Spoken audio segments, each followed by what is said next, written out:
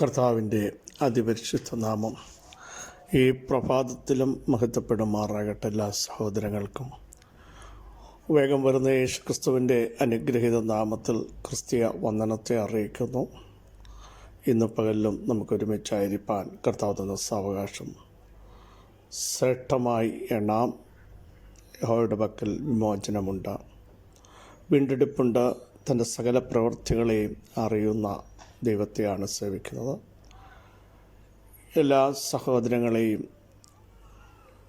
കർത്താവായ യേശുക്രിസ്തുവിൻ്റെ അനുഗ്രഹ നാമത്തിൽ വന്ദനം ചെയ്യുന്നു. കർത്താവിൻ്റെ പ്രവൃത്തികൾ അത്യുത്തമമാണ്, അവിടുത്തെ വഴികൾ അതിശ്രേഷ്ഠമാണ്. ആകാശം ഭൂമിക്ക് മീതെ ഉയർന്നിരിക്കുന്നത് പോലെ നമ്മുടെ വിചാരങ്ങളെക്കാൾ വഴികളെക്കാൾ അവിടുത്തെ വിചാരങ്ങളും വഴികളും ഉയർന്നിരിക്കുന്നതിനാൽ നന്ദിയോടെ സ്തോത്രം ചെയ്യാം. ജനമേ, എല്ലാ കാലത്തും യഹോവയിൽ ആശ്രയിപ്പീനെന്ന ദൈവത്തിൻ്റെ വചനം നമ്മളെ പഠിപ്പിക്കുമ്പോൾ ധൈര്യത്തോടെ കൃപാസനത്തിൻ്റെ അടുക്കലേക്ക് അടുത്തിയെന്ന പിതാവേ എന്ന് വിളിക്കാൻ അവിടുന്ന് നൽകിയ പുത്രത്വത്തിൻ്റെ അവകാശത്തിനായി നമുക്ക് ദൈവത്തിന് സ്തോത്രം ചെയ്യാം. ഏത് സമയത്തും ഓടിച്ചെന്ന് അഭയം പ്രാപിക്കാൻ നമുക്ക് ഉറപ്പുള്ളൊരു പാറയുണ്ട്, ശൈലമുണ്ട്, സങ്കേതമുണ്ട്, നമ്മുടെ കോട്ടയാണ്. തകർന്നും നുറുങ്ങി വിരിക്കുന്ന ഹൃദയങ്ങളെ നിരസിക്കാത്ത ഒരു ദൈവത്തെയാണ് നാം സേവിക്കുന്നത്. ഹൃദയത്തിൻ്റെ തകർച്ചകൾ മറ്റാർക്കും അറിയില്ല, മുറിവുകൾ ആർക്കും അറിയില്ല. ഹൃദയം തകർന്നവരെ സൗഖ്യമാക്കുന്ന, മനസ്സ് തകർന്നവരുടെ മുറിവുകളെ കെട്ടുന്ന ഒരു ദൈവത്തെയാണ് നമ്മൾ സേവിക്കുന്നത്. അതുകൊണ്ട് ധൈര്യത്തോടെ അവിടുത്തെ മുൻപാകെ അടുത്തു വരാൻ ദൈവമായ കർത്താവ് നമ്മളെല്ലാം ഇടയാക്കട്ടെ എന്ന് ആത്മാർത്ഥമായി പ്രാർത്ഥിക്കുന്നു. തങ്കലേകാഗ്രചിത്തന്മാരായിരിക്കുന്നവർക്ക് വേണ്ടി തന്നെ താൻ ബലവാനെന്ന് കാണിക്കേണ്ടതിന് അവിടുത്തെ കണ്ണുകൾ നമ്മളെല്ലാം നോക്കിക്കൊണ്ടിരിക്കുന്നതിനാൽ നന്ദിയോടെ സ്തോത്രം ചെയ്യാം. ഈ ദൈവത്തെ പോലെ വലിയ ദൈവമാരുള്ളൂ. നമ്മുടെ വഴികളുടെ കുറവ് തീർക്കുന്ന ഉന്നതനായൊരു ദൈവം, ഉയർന്നിരിക്കുന്ന ഒരു ദൈവം, ശാശ്വതവാസിയായൊരു ദൈവം, പരിശുദ്ധൻ എന്ന നാമമുള്ളവൻ ഇന്ന് പകലിലും നമുക്ക് വേണ്ടി എഴുന്നേറ്റ് വന്ന വീര്യം പ്രവർത്തിക്കുന്നതിന് നന്ദിയോടെ സ്തോത്രം ചെയ്യാം. ഞാൻ യഹോവയെ എല്ലാ കാലത്തും വാഴ്ത്തുന്നു ദാവീദ് പറയുന്നതാണ്. സുഖ കാലഘട്ടത്തിൽ മാത്രമല്ല, 14-ാം സങ്കീർത്തനത്തിൽ ഫിലിസ്ത്യ ശക്തിയുടെ മുമ്പിൽ നിന്ന് പ്രാണരക്ഷാർത്ഥം ഓടിക്കൊണ്ടിരിക്കുമ്പോൾ താൻ ചമച്ച പാട്ടാണ് ഞാൻ യഹോവയെ എല്ലാ കാലത്തും വാഴ്ത്തും. യഹൂദ മരുഭൂമിയിൽ വെച്ച് താൻ ചമച്ചൊരു പാട്ടാണ് 63-ാം സങ്കീർത്തനം. അവിടെ എഴുതിയിരിക്കും, ദൈവമേ നീ എൻ്റെ ദൈവം, അതികാലത്ത് തന്നെ ഞാൻ നിന്നെ അന്വേഷിക്കും. മരുഭൂമിയുടെ അവസ്ഥയിലും ദൈവത്തെ അന്വേഷിക്കാൻ, വരണ്ട അവസ്ഥയിലും ദൈവത്തിനായി ഉള്ളം ദാഹിക്കുന്ന ഒരു ഭക്തൻ്റെ പ്രാർത്ഥനയാണത്. അങ്ങനെയെങ്കിൽ ഇന്ന് പകലിലും സാഹചര്യങ്ങൾ നോക്കാതെ ദൈവത്തെ സ്തുതിക്കാൻ, സിംഹത്തിൻ്റെ കുഴിയിലേക്കിടുന്ന നിയമം രേഖകൾ കയ്യിലെടുത്ത് വെച്ചിട്ടും പ്രാർത്ഥിക്കാൻ തയ്യാറായ ദാനിയേൽ ദൈവത്തിൻ്റെ മുമ്പാകെ ശക്തമായി പ്രഖ്യാപനം ചെയ്ത് ശദ്രക്ക്, മേശക്ക്, അബേദ്നെഗോ എപ്പോഴാണ് തീച്ചൂളയിലേക്ക് എടുത്തെറിയാൻ നിയമം പാസ്സാക്കിയപ്പോൾ രാജാവിൻ്റെ മുഖത്ത് നോക്കി പറയാനുള്ള ധൈര്യം, ഞങ്ങളുടെ ദൈവം ഞങ്ങളെ വിട്ടുവയ്ക്കും, ഇല്ലെങ്കിലും ഞങ്ങൾ പിന്നോട്ട് പോകത്തില്ല എന്ന പ്രഖ്യാപനം സാഹചര്യങ്ങൾ അനുകൂലമായപ്പോഴല്ല, എല്ലാ പ്രതീക്ഷകളും അസ്തമിച്ചു പ്രാണന് ഹാനി വരുവാൻ നിൽക്കുന്ന സമയത്തും വിളിച്ചു പറയാൻ ഒരു ദൈവ പൈതലിന് മാത്രമേ കഴിയത്തുള്ളൂ. പത്മോസോ, സിംഹത്തിൻ്റെ കുഴിയോ, തീച്ചൂളയോ, കട്ടതയോ, പട്ടിണിയോ, ആപത്തോ, നഗ്നതയോ, വാളോ, ഉയരമോ ആഴമോ ഇനി എന്തെങ്കിലും വരാനുണ്ടെങ്കിലും പൗലോസിനെ പോലെയുള്ളവർക്ക് പറയാൻ കഴിയും, ഇതിലൊക്കെ ഞാൻ ക്രിസ്തു മുഖാന്തരം പൂർണ്ണ ജയം പ്രാപിക്കും. സ്തോത്രം. കർത്താവായ യേശു ക്രിസ്തു മുഖാന്തരം എനിക്ക് ജയം നൽകുന്ന ദൈവത്തിന് സ്തോത്രമെന്ന് പൗലോസ് പറയാനുള്ള കാര്യം അതുകൊണ്ടാണ്. ഈ ഒറ്റ ശക്തിക്കും ദൈവസ്നേഹത്തിൽ നിന്ന് വേർതിരിക്കാൻ കഴിയത്തില്ല എന്ന ശക്തമായൊരു പ്രഖ്യാപനം എല്ലാ കാലഘട്ടത്തിലും നമ്മുടെ അകത്ത് ഉണ്ടാവണം. അങ്ങനെയെങ്കിൽ നമ്മുടെ ജീവിതത്തിൽ പരാജയങ്ങൾ വിജയമായി മാറും എന്നുള്ളതിൽ സംശയമില്ല. ലൂക്കോസ് വിശേഷം 1 അധ്യായം അതിൻ്റെ 66 വാക്യം നമുക്ക് പരിചിതമാണല്ലോ. കേട്ടവർ എല്ലാവരും അത് ഹൃദയത്തിൽ സംഗ്രഹിച്ചു. ഈ പൈതൽ ആരായിത്തീരുമെന്ന് പറഞ്ഞു. കർത്താവിൻ്റെ കൈ അവനോട് കൂടെ ഉണ്ടായിരുന്നു. സംഭവം നമുക്കെല്ലാം അറിയാം. യോഹന്നാനെ പറ്റിയാണ് ഈ കാര്യങ്ങൾ പറയുന്നത്. യോഹന്നാൻ സ്നാപകൻ.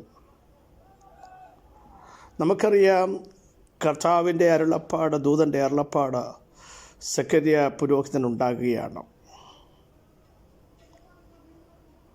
നിനക്ക് വാർദ്ധക്യത്തിനൊരു മകൻ ലഭിക്കും. നിൻ്റെ പ്രാർത്ഥനയ്ക്ക് ഉത്തരമായി നാളുകളായി പ്രാർത്ഥിച്ച നിൻ്റെ പ്രാർത്ഥിച്ചവർ പലരും മറന്നു കാണും, കൂടെ പ്രാർത്ഥിച്ചവർ ഓർത്തു കാണില്ല. കുറേ വർഷം കഴിഞ്ഞപ്പോൾ അവർ ആ സബ്ജക്റ്റ് എന്നേക്കുമായി ഉപേക്ഷിച്ച് കാണും. പക്ഷേ സെക്കര്യാവേ, ആവശ്യക്കാരനായ നിൻ്റെ പ്രാർത്ഥനയ്ക്ക് ഉത്തരമായി എന്ന് പറഞ്ഞിട്ട് പറയുകയാണ്. അവന് യോഹന്നാൻ എന്ന് പേരിടണം. നോക്കൂ, ദൈവം ചെയ്യുന്ന പ്രവൃത്തികൾ അത്യുത്തമമാണ്. നമ്മൾ പോലും ചിന്തിക്കാത്ത സമയത്താണ് ദൈവപ്രവൃത്തി. എല്ലാവരും തഴയുമ്പോൾ, എല്ലാവരും ഹോപ്പ് നഷ്ടപ്പെട്ടു എന്ന് പറയുമ്പോൾ, ഇനി പ്രതീക്ഷിച്ചിട്ട് കാര്യമില്ലെന്ന് പറയുമ്പോൾ, ദൈവത്തിൻ്റെ പ്രവൃത്തിക്ക് അതൊരു റൈറ്റ് ടൈമാണ്. എല്ലാവരും നടക്കത്തില്ലെന്ന് പറയുമ്പോഴാണ് ഞാൻ പ്രവർത്തിക്കും, ആര് തടയുമെന്ന് ചോദിക്കുന്ന ദൈവശബ്ദം, പ്രിയ സഹോദരങ്ങളെ, നമുക്ക് വേണ്ടി വെളിപ്പെട്ടു വരുന്നത്. എല്ലാവരും ഇനിയും ഒന്നും കാണാൻ സാധ്യതയില്ല, അസ്തമിച്ചു എന്ന് പറയുമ്പോഴാണ് ഇല്ല, അസ്തമിക്കാത്ത ഒരു കരം നിങ്ങൾക്ക് വേണ്ടി വെളിപ്പെട്ടു വരുമെന്നുള്ള ദൈവശബ്ദം നമ്മൾ കേൾക്കുന്നു. അപ്പോൾ മനുഷ്യമായിട്ട് സെക്കര്യാവ് ചിന്തിച്ചു, ഞാൻ വയസ്സനാണ്, വൃദ്ധനാണ്, ഇതെങ്ങനെ നടക്കും, ഇതെന്തുകൊണ്ട് നടക്കും, എങ്ങനെ സംഭവിക്കും എന്ന് ചോദിച്ചപ്പോൾ നമുക്കറിയാം അവിടെ സംഭവിച്ച കാര്യങ്ങൾ വളരെ ശ്രദ്ധേയമാണ്. തന്നോട് പറയുന്ന, നിൻ്റെ ഭാര്യ എലിസബത്ത് നിനക്കൊരു മകനെ പ്രസവിച്ചും, അവന് യോഹന്നാൻ എന്ന് പേരിടണം. നിനക്ക് സന്തോഷമുണ്ടാകും, ഉല്ലാസമുണ്ടാകും. ഇത് പറഞ്ഞപ്പോൾ സെക്കര്യ പെട്ടെന്ന് പരിഭ്രമിക്കുകയാണ്. അദ്ദേഹം ദൂതനോട് ചോദിച്ച ചോദ്യം വളരെ പ്രസക്തമാണ്. ഇത് ഞാൻ ഏതിനാൽ അറിയും? ഞാൻ വൃദ്ധനാണ്, എൻ്റെ ഭാര്യ വയസ്സ് എന്നവളുമാണ്. ദൂതൻ പറഞ്ഞ മറുപടി നമുക്കറിയാം. ഞാൻ ദൈവത്തിൻ്റെ സന്നിധി നിൽക്കുന്ന ഗബ്രിയേലാകുന്നു. നിന്നോട് സംസാരിപ്പാനും ഈ സദ്വർത്തമാനം അറിയിപ്പാനും എന്നെ അയച്ചത് സ്വർഗമാണ്. എന്നിട്ടാണ് തക്ക സമയത്ത് നിവൃത്തിയാകാനുള്ള എൻ്റെ വാക്ക് വിശ്വസിക്കാത്തതുകൊണ്ടാണ്. അത് സംഭവിക്കും വരെ നീ സംസാരിപ്പാൻ കഴിയാതെ ഊമനായിരിക്കും. സെക്കര്യാവിന് പിന്നെ സംസാരിക്കാൻ കഴിഞ്ഞില്ല. ഈ സമയത്താണ് ദൈവത്തിൻ്റെ അരുളപ്പാടിൻ്റെ പ്രവൃത്തി കാണാനിടയായത്. നമ്മൾ വായിച്ച കുറിവാക്യം, യോഹന്നാൻ പുറത്തു വന്നപ്പോൾ ചാർച്ചക്കാരും അയൽക്കാരുമൊക്കെ ചോദിച്ചു, എലിസബത്തിനോട് പേരെന്താണ്? എലിസബത്ത് പറഞ്ഞു, അവന് യോഹന്നാൻ എന്ന് പേരിടണം.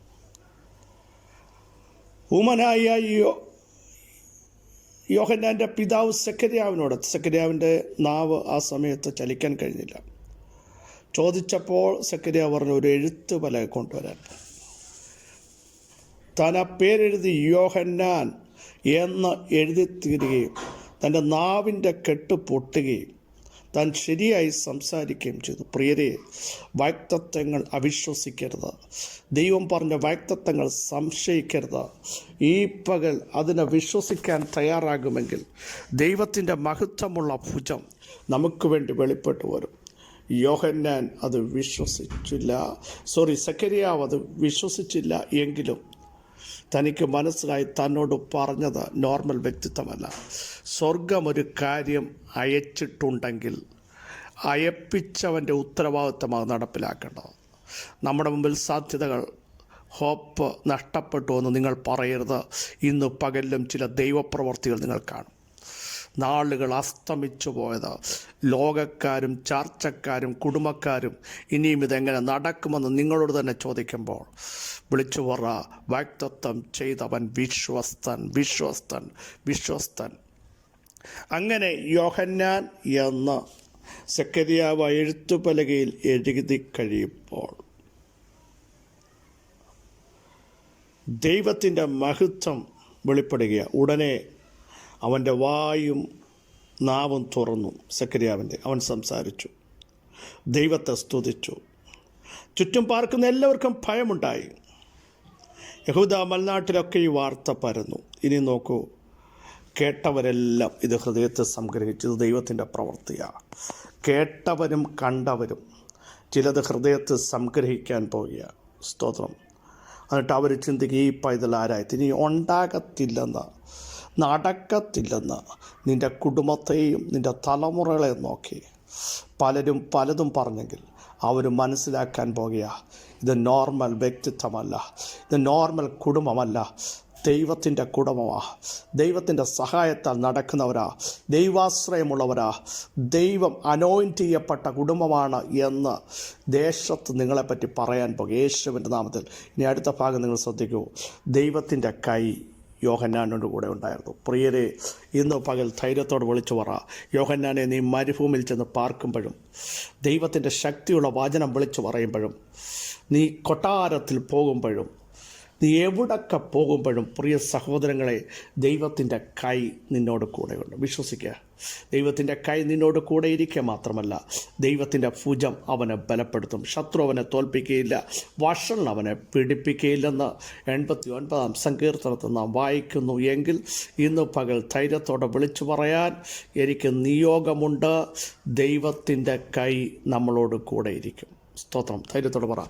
പ്രാർത്ഥിച്ചു വരുന്ന വാഗ്ദത്തങ്ങളോടുകൂടെ, ദൈവം നൽകുന്ന വാഗ്ദത്തങ്ങളോടുകൂടെ യഹോവയുടെ കൈ ഉണ്ടായിരിക്കും. സ്തോത്രം. ദൈവത്തിൻ്റെ കൈ ഉണ്ടായിരിക്കും നിൻ്റെ തലമുറയുടെ കൂടെ. പ്രിയ സഹോദര, നിന്നോടുകൂടെ, സഹോദരി നിന്നോടുകൂടെ, നിൻ്റെ ഔദ്യോഗിക മേഖലകളോടുകൂടെ, നിൻ്റെ മിനിസ്ട്രിയുടെ കൂടെ ദൈവത്തിൻ്റെ കൈ ഉണ്ടായിരിക്കും. ദൈവത്തിൻ്റെ കൈ നിൻ്റെ മേൽ വന്നാൽ ഒരു കൈയും അവിടേക്ക് പിന്നെ വരില്ല. ഒരു ദുഷ്ടൻ്റെ കരത്തിനും അവിടെ പ്രവേശനമില്ല. ഒരു വെല്ലുവിളിക്കും അവിടെ സ്ഥാനമില്ല. ഇന്ന് പകൽ വിളിച്ചു പറ, ദൈവത്തിൻ്റെ കൈ എൻ്റെ കൂടെയുണ്ട്. ഞാനത് വിശ്വസിക്കുന്നു. ദൈവത്തിൻ്റെ കൈ വന്നാൽ അതിനെ മടക്കാൻ ആർക്കും സാധ്യമല്ല. കേട്ടോ, യേശുവിൻ്റെ നാമത്തിൽ വിശ്വസിക്കുന്നവർ ആമേൻ പറഞ്ഞ് ഈ സന്ദേശം ഏറ്റെടുക്കട്ടെ. യേശുവിൻ്റെ നാമത്തിൽ സർവശക്തിയുള്ള ദൈവമേ, സ്വർഗസ്ഥ പിതാവേ, ഞങ്ങളെ കേൾപ്പിച്ച ശ്രേഷ്ഠ ആലോചനയ്ക്കായി സ്തോത്രം. ഇന്നു പകൽ ദൈവാത്മാവിൻ്റെ ഇടപെടിയിൽ ഞങ്ങളുടെ അകത്ത് വെളിപ്പെടുത്തി സ്വർഗം ആദരിക്കുന്നതിനായി സ്തോത്രം. ദൈവമഹത്വം ഞങ്ങൾക്ക് വേണ്ടി സ്വർഗം വെളിപ്പെടുത്തിയിരിക്കാൻ സ്തോത്രം ചെയ്യുന്നു. ദൈവത്താൽ സംഭവിക്കുന്ന വാഗ്ദത്തങ്ങളുടെ മുഴു ഉത്തരവാദിത്വം ദൈവം ഏറ്റെടുത്തിരിക്കാൻ, ദൈവത്തിൻ്റെ കൈ ഞങ്ങൾക്ക് അനുകൂലമായിരിക്കാൻ, ദൈവത്തിൻ്റെ കൈ ഞങ്ങളോട് കൂടെ ഉള്ളതിനാൽ കർത്താവ്, ഒരു ദൂഷ്ടൻ ഞങ്ങളെ ജയിക്കാൻ സാധ്യമല്ലാതെ വേണം. ഇന്ന് പകൽ മറ്റുള്ളവർക്ക് മനസ്സിലാക്കാൻ, അവർക്ക് ഗ്രഹിക്കാൻ, അവർക്ക് ചർച്ച ചെയ്യത്തക്ക രീതിയിൽ ദൈവാത്മാവിൻ്റെ വലിയ പ്രവൃത്തി ഞങ്ങളുടെ കുടുംബങ്ങൾ, ഞങ്ങളുടെ തലമുറകൾ, അഭിഷക്തന്മാർ, ഞങ്ങളുടെ സഹോദരങ്ങൾ ഇന്ന് പകൽ കാണുന്നതിനായി സ്തോത്രം. ഈ ബലത്തോടെ അവിടെ ഞങ്ങളെ അയക്കും. സകല മഹത്വം അങ്ങേ യേശുവിൻ നാമത്തന്നെ.